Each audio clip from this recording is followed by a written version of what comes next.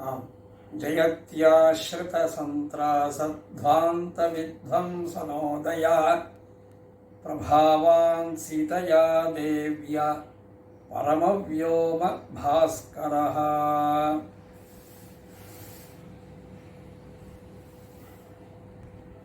आज हम परम पवित्र सनातन के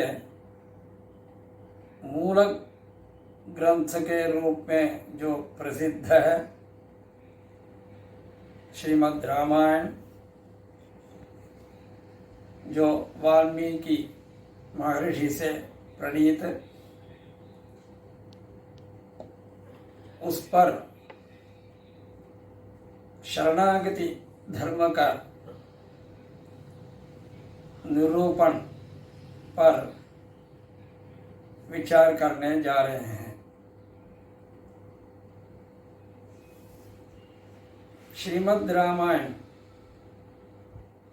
आदि काव्य है, जो साहित्य का मूल ग्रंथ है। यह सब सर्वविदित है। इसमें जो प्रतिपादित, जो निरूपित, जो चर्चित, जो वर्णित जो विषय है, उसका अनुभव कैसे करना है, उसका हम नियमित रूप से नहीं बता सकते हैं। उसका यह कारण है कि लोको भिन्न रुचि ही इस नियम के अनुसार साहित्यिक दृष्टि से जो श्रीमद् रामायण का अनुभव करेंगे, उनका मन में इस ग्रंथ में आलंकारिक चर्चा किस स्तर पर है, रस की विवक्षा किस स्तर पर है, गुण का चिंतन, गुण का मतलब है जो साहित्य में जो गुण है, उसका चिंतन किस सीमा पर है, औचित्य की चर्चा किस अवधि पर है, और ध्वनि की चर्चा, ध्वनि विमर्श है, किस स्थान पर है। इस तरह का जो साहित्यिक जो तत्व है, उसका चिंतन कितना किया है, किस तरह किया है, इस तरह का लोग माने इस तरह का उसका अनुभव जो साहित्य वाले करते हैं, उसका कारण क्या है। माने जो साहित्य के विद्वान वहीं तक सीमित रहते हैं और उससे आगे जाने का या आगे मंथन करने का उनकी आवश्यकता नहीं है। और दूसरे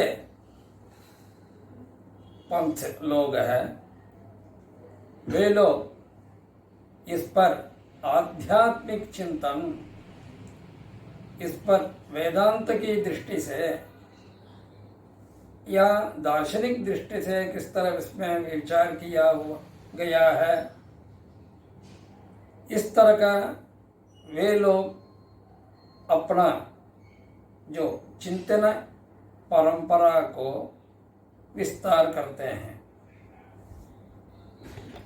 और दूसरा ये भी एक पक्ष है, धार्मिक दृष्टि से जो लोग इसका अनुभव करने जाते हैं, तब इसमें इस पवित्र ग्रंथ में, रामायण ग्रंथ में क्या सामाजिक धार्मिक चिंतन क्या है, राजनीतिक धार्मिक चिंतन क्या है, और वर्णाश्रम धर्म का चिंतन किस सीमा पर है, इस तरह का अलग अलग ढंग से जो धर्म ग्रंथ में अपना जीवन को समर्पित किए हुए जो लोग हैं, ये लोग उस पर ध्यान देते हैं। ये भी एक दूसरा मार्ग है। आज हम आपके सामने प्रस्तुत करने जो जा रहे हैं वह क्या है, माने श्रीमद् रामायण है, वाल्मीकि प्रणीत रामायण है। वह रामायण वो तो शरणागति शास्त्र है। यह जो शरणागति शास्त्र है, अगर रामायण अगर होता, क्यों,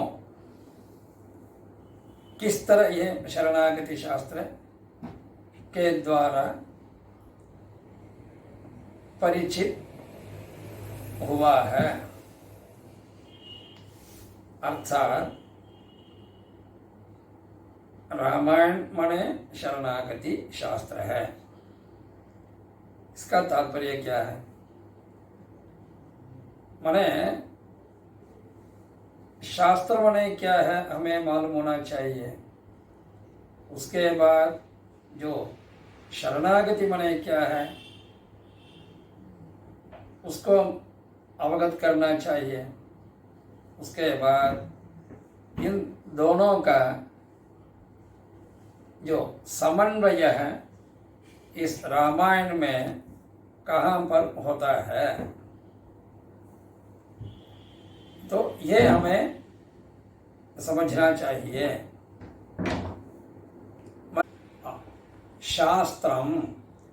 शास्त्रम माने जो शास्त्र का मतलब है जो शासन करने वाला। शासन माने ये करो यह मत करो, ऐसा जैसे डूस और डोंट्स, इसका जो प्रतिपादन करने वाला जो भी ग्रंथ है उसका हम शास्त्रम ऐसा बताते हैं। ऐसा जो शास्त्र है सबसे पहले हमारा जो सनातन ग्रंथ में वेद का ही प्रथम स्थान है, ये सब जानते हैं। वेद शास्त्रात् परम नास्ति ऐसा भी बताया गया है। वेद जैसे शास्त्र है उससे पर उससे अधिक शास्त्र कोई भी नहीं है। तो वेद शास्त्र परम नास्ति का मतलब है ये जो वेद रूप शास्त्र का तात्पर्य समझना बहुत ही आसान नहीं है। क्यों? उसके लिए हमें कई साल अध्ययन करना है। उसका वेद का अध्ययन करने के लिए भी कई नियम हैं। समग्र वर्ग का समग्र लोगों का भी उस पर अधिकार नहीं है। तो वेद का जो तात्पर्य है, वेद रूप शास्त्र का जो तात्पर्य है, जो ऐसा जो समाज है, लोक समाज है, समग्र समाज कैसे उसको समझें, उसके लिए ही महर्षि लोगों के द्वारा इतिहास, पुराण इत्यादि ग्रंथों का अवतरण हुआ है।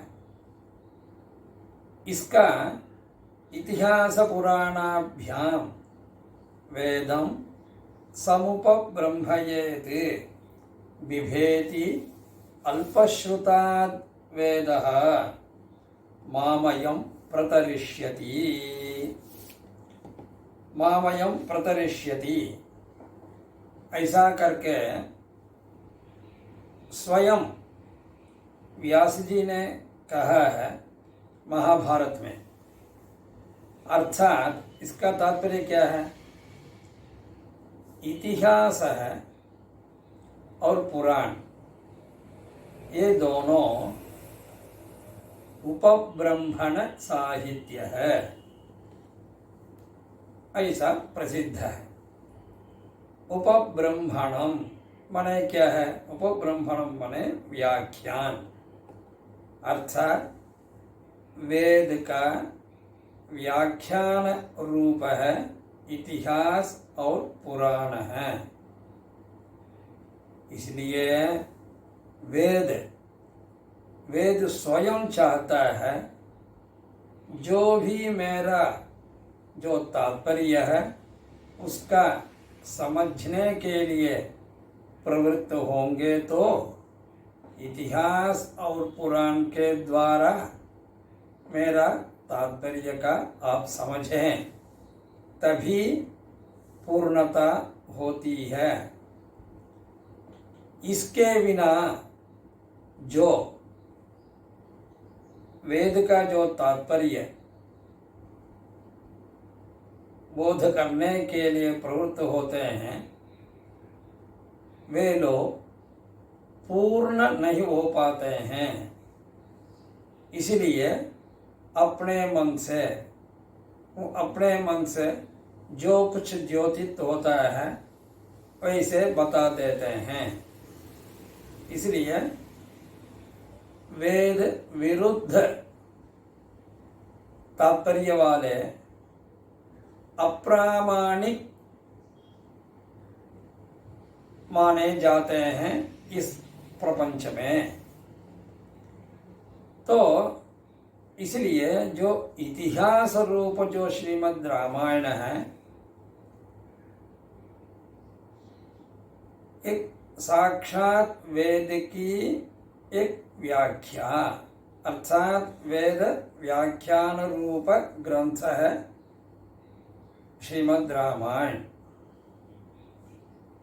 वेद में साक्षात श्वेताश्वतर उपनिषद में मुमुक्षुर्वै शरणमहं प्रपद्ये ऐसा करके शरणागति को साक्षात स्पष्ट रूप से उसमें बताया है। तो वेद में जो स्पष्ट रूप से जो शरणागति तत्व को जो बताया है, उस शरणागति तत्व का विस्तृत रूप से बताना ही धर्म समझ करके वाल्मीकि द्वारा यह जो शरणागति शास्त्र प्रणीत हुआ है श्रीमद् रामायण के रूप में। तब शरणागति किस लिए, शरणागति रूप धर्म को किस लिए यहाँ पर बताना चाहिए, इस पर हमें विचार ऐसा करना है। समूचे काव्य शास्त्र का या तो साहित्य का या वेद का परम लक्ष्य है धर्मार्थ काम मोक्ष रूप पुरुषार्थ चतुष्टय का पाना। तो कुछ लोग धर्म के लिए प्रवृत्त होंगे, कुछ लोग अर्थ के लिए प्रवृत्त होंगे, कुछ लोग काम के लिए प्रवृत्त होंगे, कुछ लोग मोक्ष के लिए। इसमें जो मोक्ष के लिए जो प्रवृत्त होंगे उनके लिए उपाय क्या है? उनके लिए उपाय है, दो तरह का उपाय है। एक तो भक्त्या प्रपत्या वा, ऐसा जैसे स्वयं भगवान ने बताया, तो एक भक्ति रूप उपाय है, एक तो प्रपत्ति रूप उपाय है। भक्ति माने जो जैसे हम लोक में समझते हैं वो भक्ति नहीं है। यहाँ पर जो मोक्ष के जो साधन के रूप में जो बताया हुआ जो भक्ति तत्व है वह उपासना, जो उपासना रूप जो मार्ग है, जो वशिष्ठ वामदेवादि लोग जो ऋषि लोग जो उपासना जो करते थे, वह जो उपासना मार्ग है अंतिम क्षण तक अपना आप्रयाण, अपना अंतिम जीवन तक उसका अनुष्ठान करते रहना, ऐसा उपाय है। उस पर अधिकारी कौन है, उस पर बहुत चिंतन हुआ है। लेकिन ये जो दूसरा जो प्रपत्ति का दूसरा ही शब्द है शरणागति, प्रपदनम, शरणम, दोनों एक ही है। माने जो शरणागति, इसका जो अधिकारी है, कोई अधिकारी है, कोई भी शरणागति कर सकते हैं। माने शरणागति का तात्पर्य क्या है?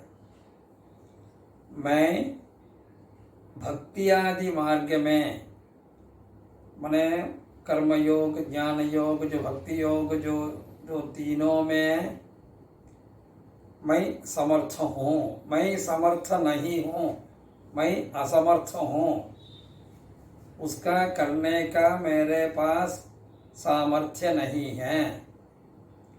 अतः असमर्थ होकर आपका का मतलब है जो परतत्व है, उस परतत्व का चरण को ही शरण के रूप में हम ग्रहण करते हुए हम मेरी कर्तव्यता से निवृत्त होना मेरी कामना है। इससे अलावा मैं नहीं जानता हूँ। ऐसा करके जो हम उनका चरण को हम शरण के रूप में जब हम लेते हैं, यही शरणागति है। ये जो शरणागति है, इसमें समग्र रामायण में हर एक कांड में कई जगह पर बताया हुआ है ये शरणागति धर्म है। और ऐसा ही नहीं है, ये जो शरणागति कुछ अनुष्ठान करने का क्लेशप्रद है, माने कठिन है, इसमें कठिनता है, इसके लिए ज्ञान की अपेक्षा है, इस तरह का कुछ भी नहीं है। तो हमें इसके लिए जो अपेक्षित है, यही मात्र अपेक्षित है। क्या है? माने जिसका शरण में हम जाना चाहते हैं वो हमसे बड़े हैं, ये ज्ञान सबसे पहले होना चाहिए। अर्थात भगवान सर्वस्मात् पर है, वह परदेवता है, ये परतत्व है, ये भगवान परतत्व है, ये मालूम होना चाहिए। तभी उनके शरण में हम जाएंगे, जाने के लिए प्रवृत्त होंगे। अतः ये जो श्रीमद् रामायण में दो विषय यहाँ पर प्रसिद्ध हुआ है। एक तो भगवान जो रामचंद्र है, या तो उनका जो पूर्व रूप है जो भगवान विष्णु परतत्व है, उसका निर्णय हुआ है रामायण में। और जो शरणागति रूप परम हित माने उपाय, परमोपाय है, यह जो उपाय सर्वाधिकार है। सर्वाधिकार का मतलब है समस्त लोग इस उपाय का अनुष्ठान करने के लिए अधिकृत है, लायक है, कोई भी कर सकते हैं। इसमें उपासना के लिए त्रैवर्णिक, भक्ति योग के लिए त्रैवर्णिक मात्र का अधिकार है। वही ब्रह्मसूत्र आदि में, वेदांत प्रस्थान में बताया गया है, लेकिन इसमें ऐसा नहीं है। इसमें शरणागति धर्म है, कोई भी उसका अनुष्ठान कर सकते हैं। तो इसके लिए चाहिए क्या है? उसके लिए चाहिए आनुकूल्यस्य संकल्पः प्रातिकूल्यस्य वर्जनम रक्षिष्यतीति विश्वासः गोप्तृत्व वर्णम तथा और आकिंचन्यम, कार्पण्यम या आकिंचन्यम, ऐसा करके ये जो पांच है, पांच माने आनुकूल्यस्य संकल्पः, प्रभु आपके अनुकूल में रहूंगा, हमेशा मैं आपके अनुकूल रहूंगा। ये सबसे पहले प्रभु का अनुकूल रहना, ये मन में होना चाहिए। और प्रातिकूल्यस्य वर्जनम, तुम्हारा प्रतिकूल कभी भी नहीं बनेंगे, तुम्हारा प्रतिकूल हम कभी भी नहीं बनेंगे। इसका मतलब है उनका, प्रभु का अनुकूल बनना, उनका प्रतिकूल नहीं बनना, इन दोनों का तात्पर्य क्या है? प्रभु बताते हैं, माने भगवान बताते हैं, श्रुति ही स्मृति ही ममैव आज्ञा। श्रुति और स्मृति दोनों मेरा आदेश है। इसका मतलब मेरा वही, ये दोनों शास्त्र है, मेरा उपदेश है। इसलिए जब ये मेरी आज्ञा, ये श्रुति और स्मृति है, उस आज्ञोच्छेदी, इस आज्ञा का उच्छेदन करने वाला, इसका उल्लंघन करने वाला मेरा प्रतिकूल है, उसका अनुपालन करने वाला मेरा अनुकूल है, तो हो गया।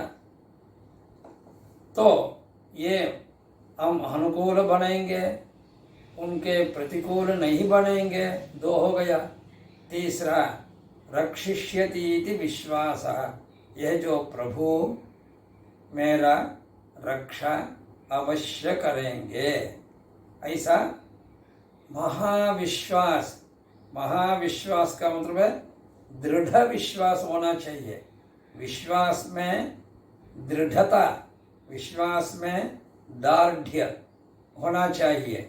सुदृढ़ विश्वास जब होगा तब उसका तुम रक्षको भव, गोप्तृत्व वर्णम, आप मेरा रक्षक बनेंगे, तुम मेरा रक्षक बनो, ऐसा करके हम उनका एक रक्षकत्व का वरण हम करेंगे। उसके बाद ये सब करने के बाद आकिंचन्यम, मैं अकिंचन हूँ।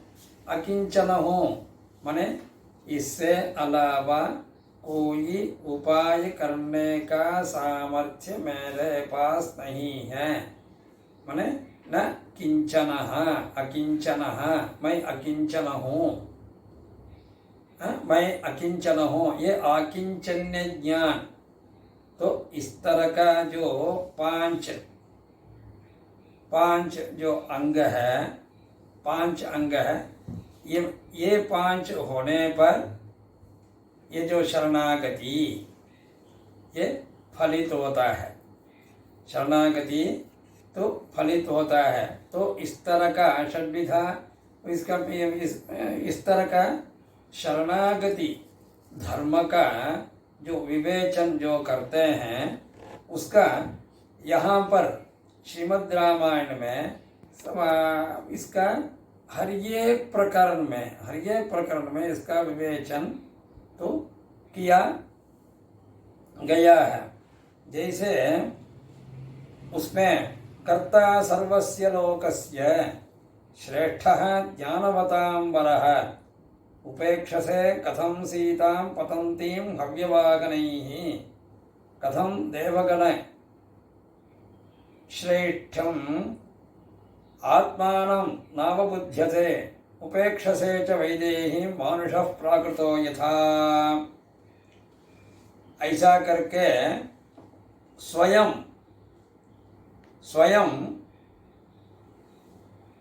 देवगण है, स्वयं देवगण है श्रीमद् रामायण में।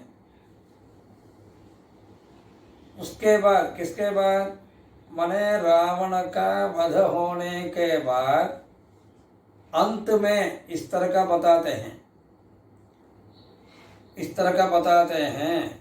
माने आप साक्षात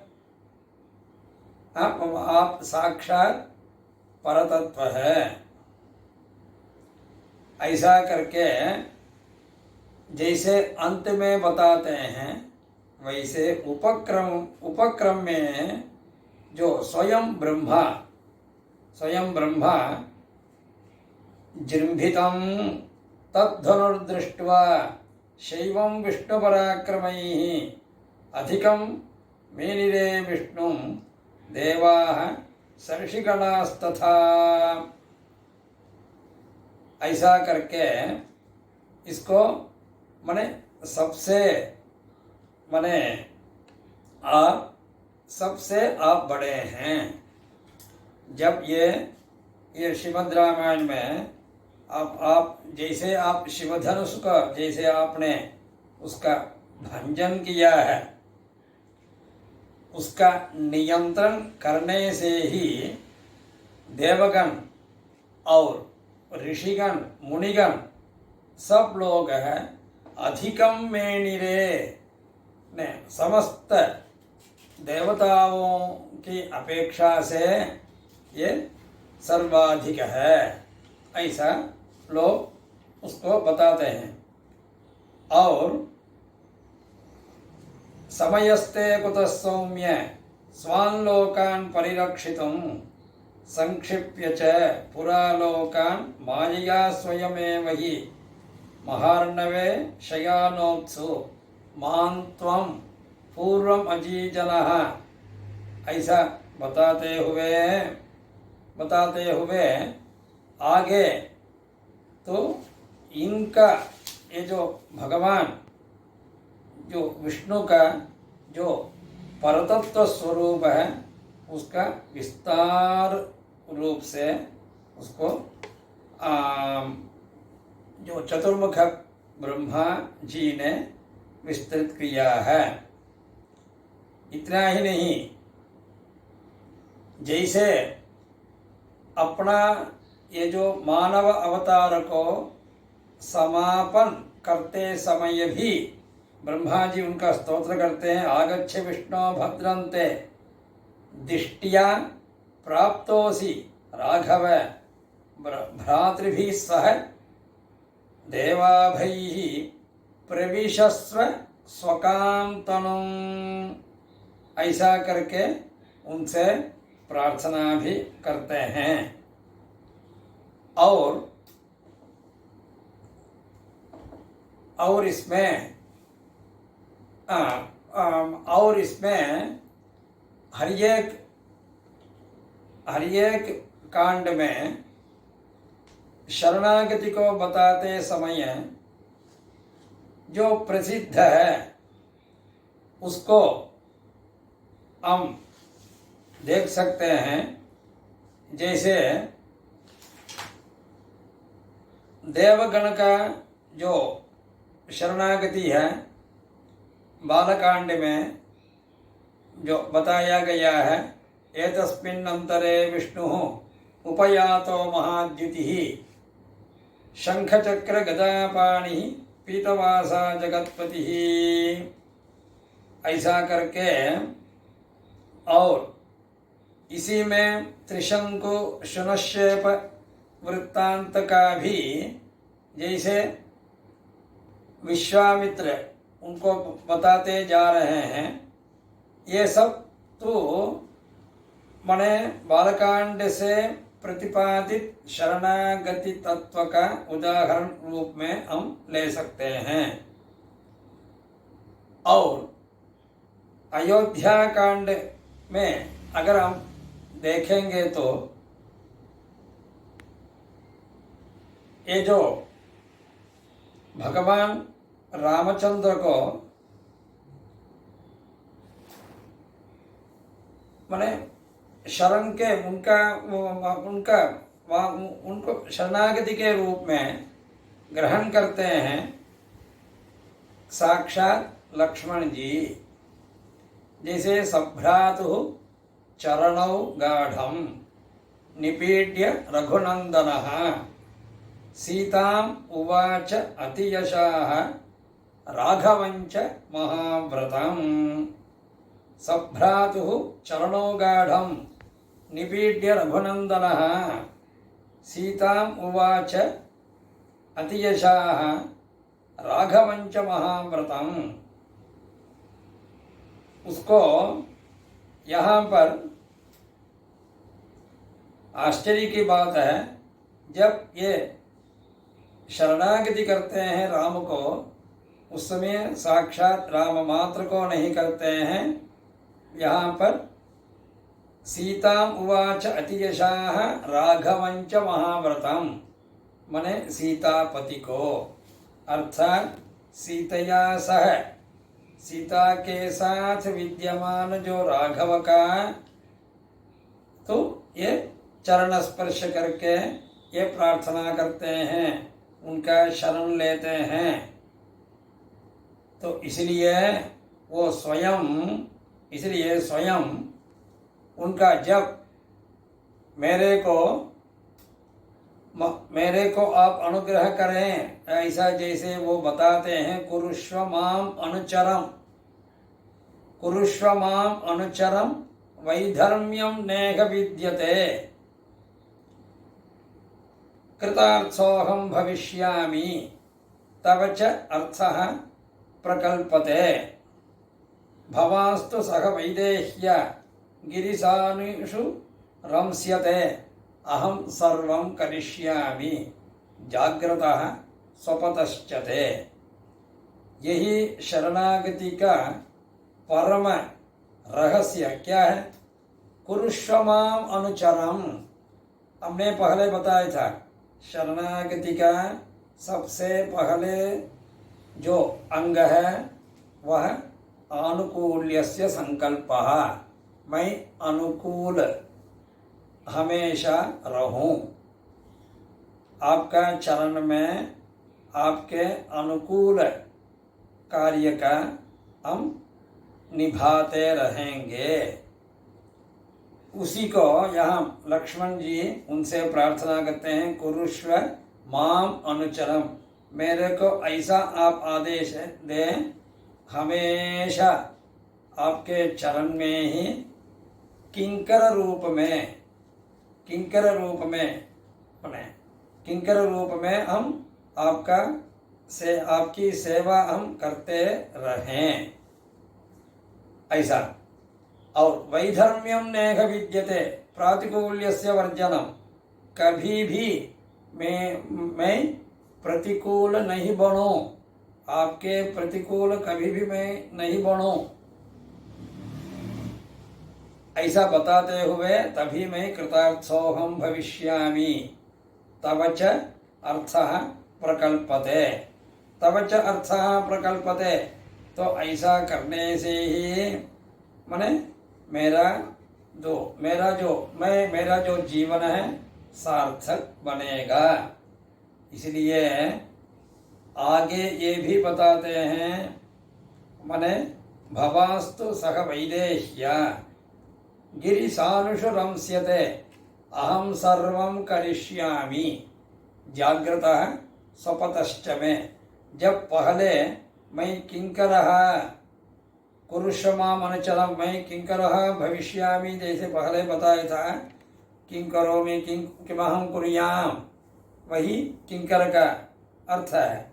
तो हम आपका किंकर में बनो का मतलब है स्वपतः जागृतश्च, आप जागरण आपका मतलब है भगवान रामचंद्र और माने भगवती जो सीता, इन दोनों का जो जागृत अवस्था हो या निद्रा अवस्था हो, कोई भी किसी भी अवस्था माने सर्वावस्था में भी मैं आपकी किंकरता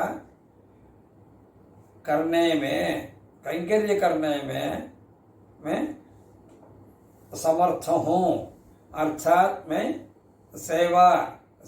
सेवक बनूं, माने सेवा कैंकर्य में हमेशा मैं व्यापृत हूँ। इसी को वो प्रार्थना करते हैं। इसी तरह अयोध्या कांड में शरणागत करके, जैसे सबको मालूम है, ये जो भरत शरणागति करके हम उनसे जो पादुका का ग्रहण करने के लिए जैसे वो आए थे और उनका पादुका ग्रहण करके वो चले गए थे, तो ये भी एक शरणागति धर्म का एक विशिष्ट उदाहरण है। और अगर यहाँ पर और